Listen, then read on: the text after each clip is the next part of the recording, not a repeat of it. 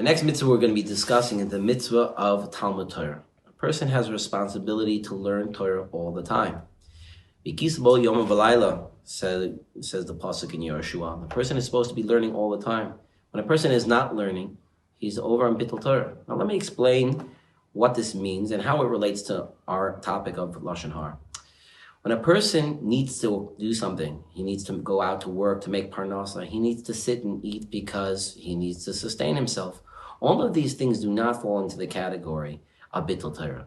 Anything that a person needs to do to live a normal life, to make parnasa in order to support himself or his family, and to use the natural things that a person needs to do when he needs to eat, he needs to sleep, he needs to use the restroom. All of these things are not fall into the category of Bittul Torah because these are part of a normal life that the Torah understands that a person needs to live normally.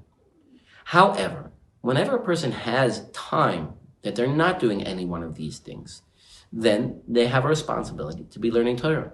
When a person doesn't have the obligations of life on him, so all that other times has to be spent learning Torah. The national pastime of the Torah world is learning Torah. Of Judaism is learning Torah.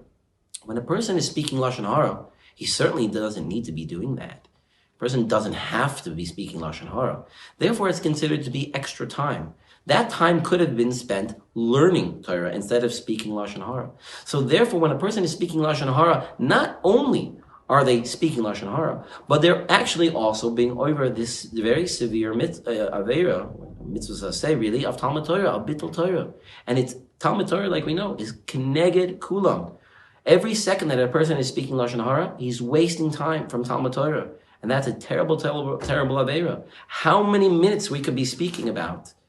How many minutes and a person is speaking, he's wasting his time and he's losing all that time for Torah. And that's also a cheshbon. If he can speak 60 minutes of Lashon Hara, he could be speaking 60 minutes or 60 seconds of Lashon Hara. It can be 60 seconds of Talmud Torah. Therefore, we have to be even much more careful how we use our time. It should be for good and not for bad. Thank you for listening. To hear more shurim like this one, go to JFoundations.com. If you'd like to support us or sponsor an episode, go to JFoundations.com/support.